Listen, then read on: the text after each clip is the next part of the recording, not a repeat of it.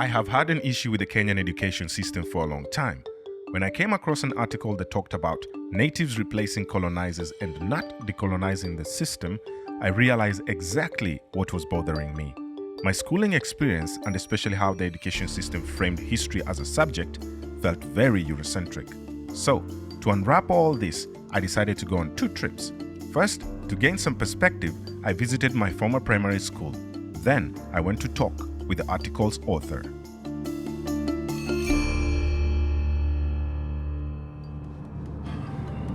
We are going to a primary school that I attended for 2 years.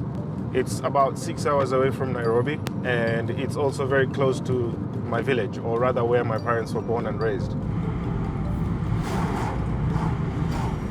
This is the first place I felt like education is more than just the books, more than the subjects, or the information we're expected to learn.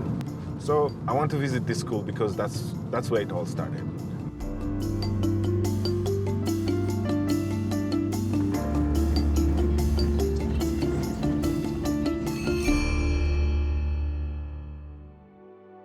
Over 2 decades have passed since I walked out of this gate.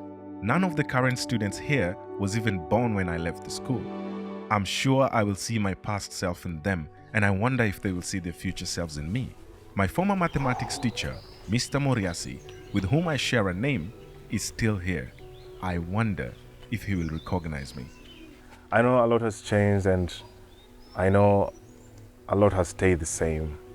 So I'm really curious how it feels like. Let's go inside and see that. Habari? Oh my goodness. When the exams were over, I would come here and check for my name. This area right here, this was a tense place. When the teachers would paste the results, all the students would rush and everybody would be like, "Where's my name? Where's my name? Where's my name?" Wow. Now they're seeing me, they're seeing the camera, and I'm attracting a lot of attention. Am I? Yes. Did you learn in this school? Say what? Did you learn in this school? Yes, I was a student here. Do you know Mr. Moriasi? Yes. I'm gonna show you something. You see that? Yes. Who are you there? Which one do you think is me? The middle one. You see this picture? Yes. This picture, this was me 20 years ago, just like you guys. Actually, it has been precisely 22 years since I left this school. But more important than that was the experience I was about to have. However, to put things into perspective, I decided to visit Dr. Wandia, one of the educators who is the most vocal about issues facing Kenya's education system. Vipi? Naandika hapa? Tabidi umetupeleka? Aya, okay. Okay. Dr. Wandia is a senior lecturer at Daystar University. We discussed her article and why Kenya's education system hasn't changed since gaining independence. Good morning, Dr. Wandia. Okay, great. When the colonialists come, they are coming to extract resources for industries in Europe. So they need labor. The missionaries were also spreading the gospel, I guess. Yeah. And central to the gospel is the ability to read the Bible. But the colonialists didn't want Africans to go to school at all because they were saying if we let these people go to school, they will challenge us. So there was a tension between the missionaries and the colonial government about whether Africans should go to school. And eventually they said, okay, if Africans are going to school, we'll let the missionaries do that work. Yeah. And in fact, actually, the colonialists said, okay, we can allow Africans to have education up to standard 4 in their languages. Mm-hmm. But we do not want Africans to go to school after standard 4, and we don't want them to learn English. So how did we get here? That's a very interesting point, because all along, I used to think that our medium of instructions in school was always English because that's what the colonialists wanted. I just realized the other day that that was not the case. I would like to start by showing you a picture. You are the one on the right? Yes. Oh, a small boy. Can you remember my face? Not really, you have really changed. From those three characters. Are you here? Yeah, that's me. Yeah, you were very tiny, brother. The school was very strict on people not speaking Kisii language. Is that practice still on? We still have it, and actually we have now even gone a notch higher. We are now encouraging them to speak English 5 days a week. The Kiswahili is given on weekends. So that means mother tongue has no place at all. I was born in Nairobi, and going there, I felt like I would get a better chance to learn my local language because I will be interacting with kids who speak my local language very well, as opposed to me, who was born in the city, where all my neighbors and the people I was interacting with were from other tribes, only to arrive in school, St. Andrew Kagwa, and to be whipped for speaking Kisii language. You did not allow us to speak Kisii? Yeah, even nowadays we don't. You don't? We don't at all. And then you... Yes. You whip those students? No, nowadays we don't.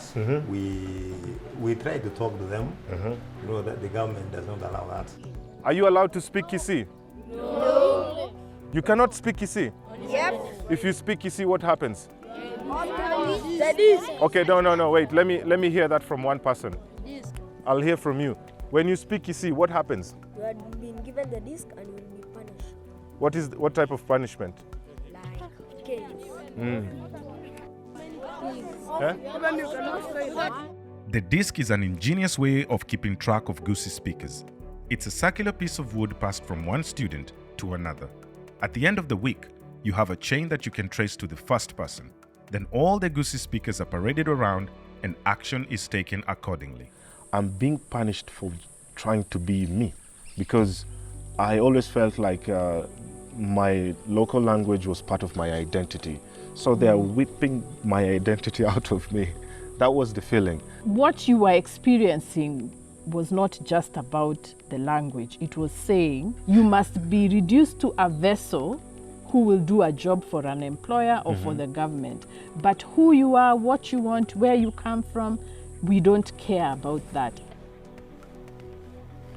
Let's see if I can still fit inside this. Yeah, I can. Oh, yeah. Wow.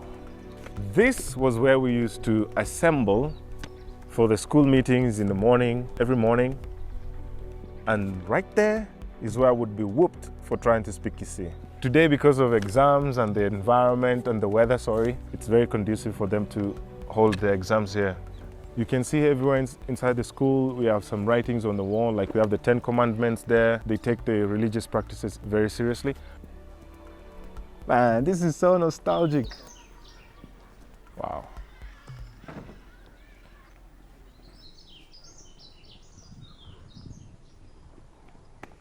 Let me ask you a question. If I go into the streets of Nairobi right now and ask them who discovered Mount Kenya, what would they tell me? It was Dr. Ludingcraft, if I'm not wrong. Yeah, I think the people in Mount Kenya had already discovered it. It's just the white people who come there and say that they were the first to discover. So you mean that the people who lived there in Mount Kenya never had eyes to see?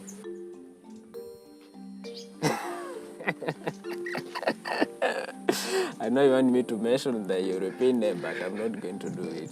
How can the person who discovered Mount Kenya come from somewhere else, yet there were people living there?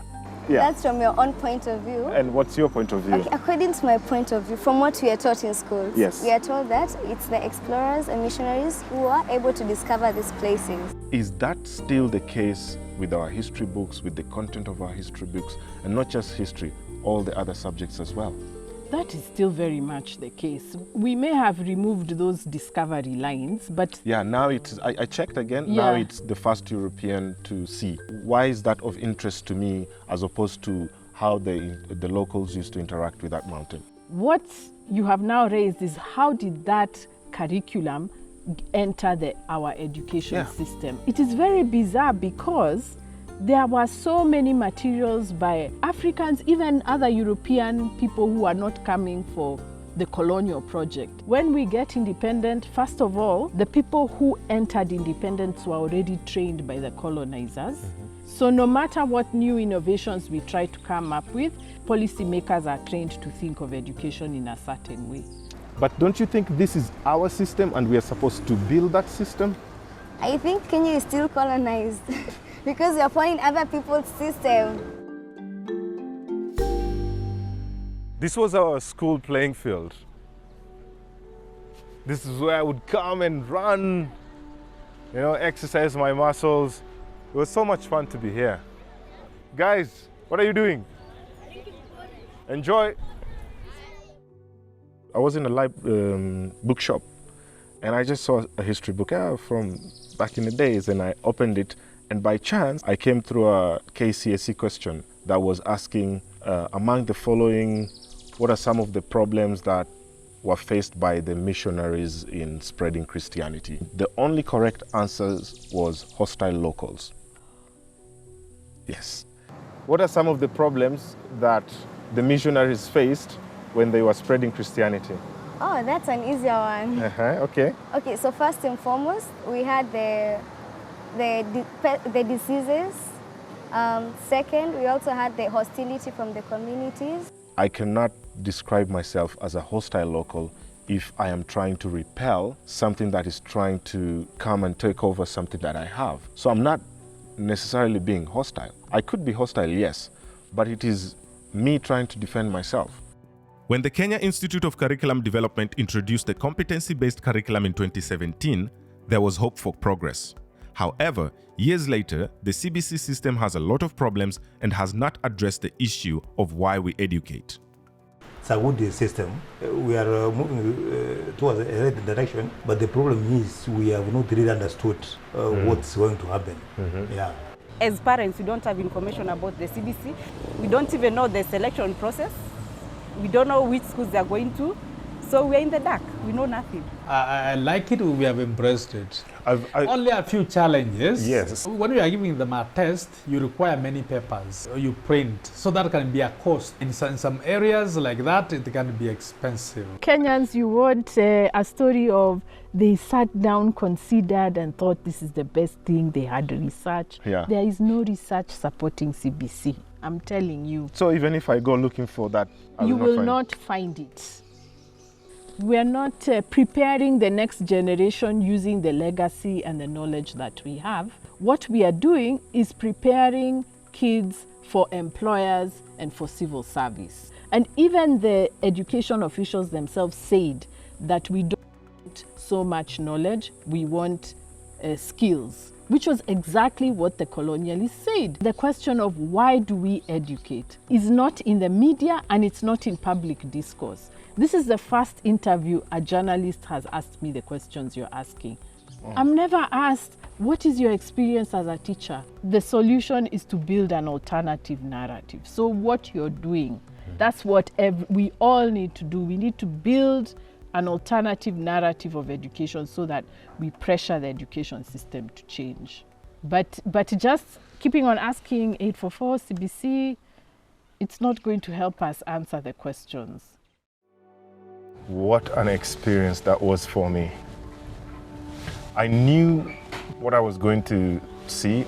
I had expectations, and they were met plus more. Shukran. It was a really good experience for me to come back and visit where I started questioning the education system.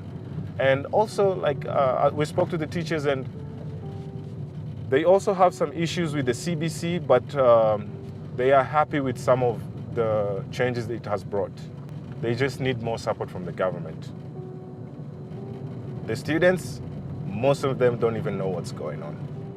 This was me 22 years ago, happy, playful, and disciplined, but inquisitive about the world around me.